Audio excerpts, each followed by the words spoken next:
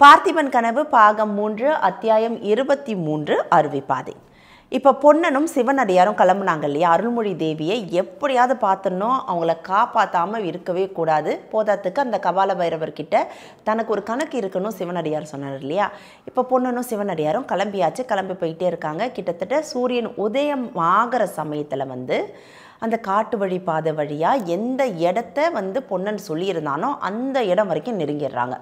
பயங்கரமான முகடுகள், ஏற முடியாத இடம் இருக்கு இல்லையா? அந்த இடம் எந்த இடத்துல அருவி கொட்டிக்கிட்டு இருக்கோ அந்த இடம் வரைக்கும் போயிடுறாங்க. அருவி கொட்டி அந்த இடத்துல பெருசாக ஒரு பள்ளம் விழும்ல, அந்த பள்ளத்துலேருந்து திருப்பி அருவி கொட்டுறது கீழேருந்து பார்த்தா அதுதான் மலையிலேருந்து கொட்டுற அருவி மாதிரி தெரியும். அந்த இடத்துக்கு போய் நின்றுடுறாங்க. அப்போ நம்மளுடைய சிவனடியார் என்ன சொல்கிறாரு, இதுக்கு மேலே நம்ம குதிரைகளை அழைச்சிக்கிட்டு போக வேண்டாம், அவங்க இங்கேயே இருக்கட்டும். ஏன்னா இதுக்கு மேலே நம்ம குதிரைகளை எடுத்துகிட்டு போகணும் அப்படின்னா இடம் தெரியாது, மேடு பள்ளத்தில் அதுங்களுக்கு ஆபத்து ஏற்படலாம், அதனால் இங்கேயே விட்டுட்டு போயிடலான்னு கட்டாமல் விட்டுட்டு போடுறதா இப்படி அப்படின்னு கேட்குறான் பொண்ணு. ரொம்ப தைரியசாலியான புத்தி கூர்மையான குதிரைகள் இது ரெண்டுமே. ஏன்னா விக்ரமன் விழுந்தாங்கிறத உனக்கு தெரியறதுக்கு முன்னாடி காற்றாற்று வெள்ளத்தில் சிக்கனாங்கிறத என்கிட்ட சொன்னது யார்? இந்த குதிரை தானே, அவ்வளோ புத்திசாலித்தனமான குதிரை. அதனால் நம்ம இந்த குதிரையை இங்கே அப்படியே விட்டுட்டு போகலாம்.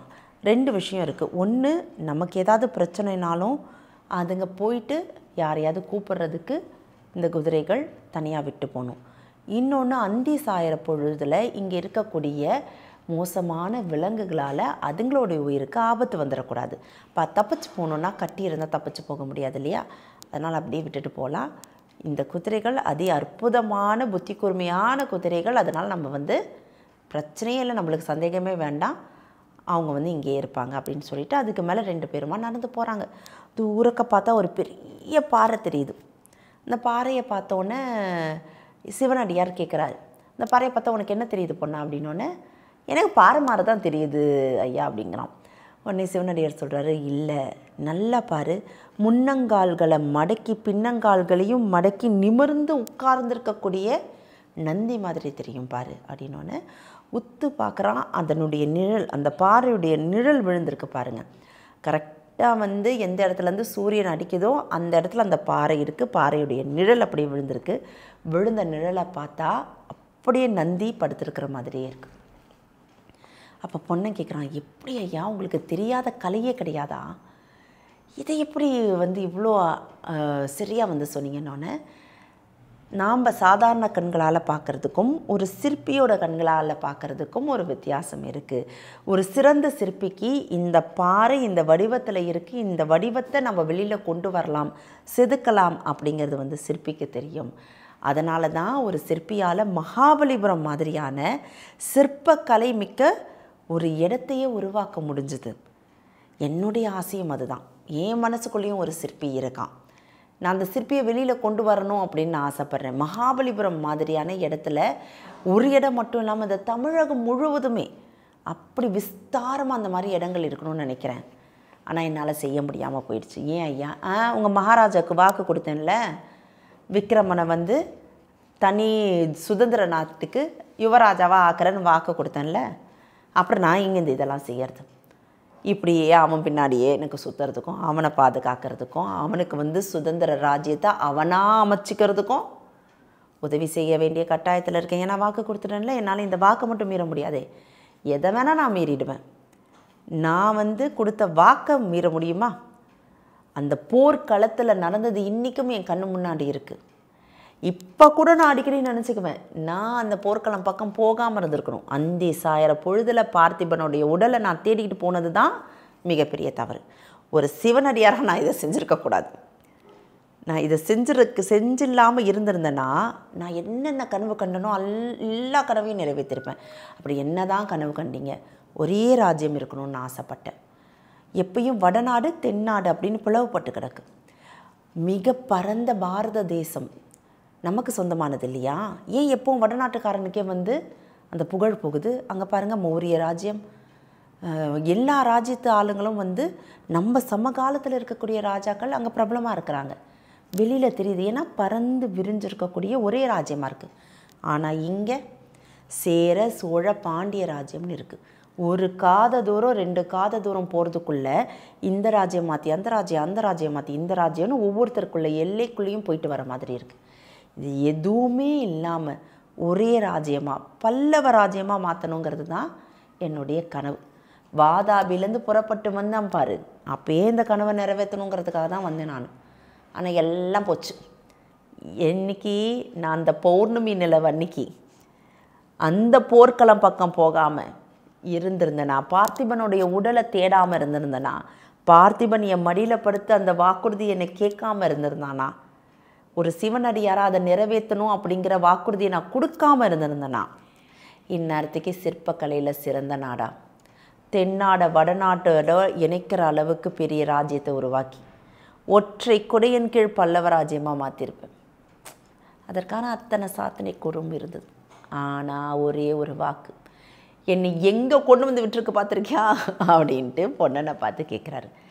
ஐயா, நீங்கள் சொல்லும்போதே எனக்கு மறுபடியும் அந்த போர்க்களத்தில் என்ன நடந்ததுங்கிறத கேட்டு தெரிஞ்சுக்கணும்னு நான் நினைக்கிறேன் அப்படின்னோடனே, எத்தனை முறை தான் கேட்பாய் பொன்னா, நீ எத்தனை முறை கேட்டாலும் பார்த்திப மகாராஜாவுடைய அந்த வீர தீர செயலை எத்தனை முறை நான் சொன்னாலும் எனக்கும் சலிக்கலை, உனக்கும் சலிக்கலை. அந்தி சாயிற பொழுது யானை பார்த்திபராஜ் மகாராஜாவோட யானை மடிந்து கிடக்கு, உயிருக்கு போராடிட்டு இருக்கிற அந்த யானை எனக்கு காமிச்சுது தன்னுடைய ராஜன் எங்கே இருக்கிறான் அப்படிங்கிறது.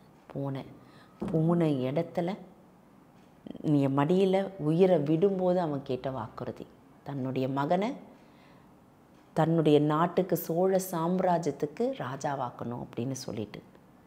அதுவும் எப்போ கேட்டான்? என்னுடைய சுய உருவத்தை பார்த்ததுக்கப்புறமா கேட்டான். சாரி ரந்த்ரு கையை வச்சுட்டேன். அதுவும் எப்போ கேட்டான்? அவன் இறக்கும் தருவாயில் கேட்டான். அதுக்கப்புறம் தான் நான் யாருங்கிறதையே அவன் தெரிஞ்சுக்கிட்டான். நான் தெரிஞ்சுக்கிட்டதுக்கப்புறமா அவன் சந்தோஷமாக தன்னுடைய உயிரை நீத்தான். அதுக்கு முன்னாடி எப்படிப்பட்ட பராக்கிரமிக்க ஒரு போர் புரிந்தான். வந்த ஒரு வீரர்கள் கூட உயிரோட போகலை. அந்த பௌர்ணமி நிலவில் வெள்ளையாக தெரிய வேண்டிய, அந்த வெண்மை நிறத்தில் தெரிய வேண்டிய 6 செந்நிற ஆழா ஓடுச்சு. வந்த 10,000 வீரர்களும் மடிஞ்சு போயிருந்தாங்க. அவனுடைய அந்த வீரத்தை போற்றுறதுக்கு ஈடு இணையான இன்னொரு வீரன் கிடையாது. அப்படிப்பட்ட வீரனுக்கு நான் வாக்குறுதி கொடுத்துருக்கேன், அதை நிறைவேற்றுவேன். அதுக்காக தான் இப்போ அருள்மொழி தேவியை தேடிட்டு வந்திருக்கேன். நான் நிறைவேற்றாமல் என்ன ஓயவே மாட்டேன் அப்படின்னு சொல்கிறார். ஐயா, எல்லாமே சரிதான், நீங்கள் சொல்கிறதெல்லாம் சரிதான். ஆனால் அப்படி 10,000 பேர் வந்துட்டு வீர மரணம் அடைஞ்சாங்க. அதில் ஒருத்தனாக எனக்கு இருக்கிறதுக்கு குடுப்பனை இல்லாமல் போயிடுச்சே. நானும் வீர மரணம் அடைஞ்சிருந்தேன்னா அந்த 10,000 பேரில் ஒருத்தனை நானும் சேர்ந்துருப்பேனே அப்படின்னோன்னு சிவனடியார் சொல்கிறார். வீர மரணம் அடைகிறதுக்கு ஒரே குறிக்கோள் தான் தேவைப்படுது. அது என்னது? வீரம், வெற்றி வாகை சூடணுன்ற ஒரு குறிக்கோள் தான் தேருது. ஆனால் பொண்ணா உனக்கு இருக்கிறது தீரம். எப்படிப்பட்ட காரியங்கள் நீ செய்கிற, அதனால தான் உன்னுடைய பார்த்திப மகாராஜா இவ்வளோ பெரிய பொறுப்பை உங்ககிட்ட கொடுத்துட்டு போயிருக்கிறார். விக்ரமனை பாதுகாக்கிறதா இருக்கட்டும், அருள்மொழி தேவிக்கு சொல்ல வேண்டிய விஷயங்களை சரியான நேரத்தில் சொல்கிறதா இருக்கட்டும், இன்றைக்கி தேடுறதுக்கு நீ வந்திருக்க பார்த்தியா, இது இருக்கட்டும். இந்த தீரம், வீரத்துக்கு வெற்றி அடையணுங்கிற ஒரு குறிக்கோள் போதும். ஆனால் இந்த தீரத்துக்கு பல மன உறுதிகள் தேவைப்படுது. அதை குலைக்கிறதுக்கான ஆட்கள் எத்தனை பேர் இருந்தாலும் உனக்கு எழுகிற சந்தேகங்களை நீயே தீர்த்து வச்சுக்கிட்டு இந்த தீரத்தோடு நீ முன்னேறி போயிட்டுருக்க பார்த்தியா, அதற்காக தான் உன்னுடைய பார்த்திப மகாராஜா ஒன்றை இந்த வேலையில் விட்டார். அதனால் உன்னுடைய தீரம் அந்த வீரத்துக்கு கொஞ்சம் கூட குறைஞ்சது இல்லை அப்படின்னு சொல்லிட்டு 2 பேருமா பேசிக்கிட்டு போயிட்டே இருக்காங்க.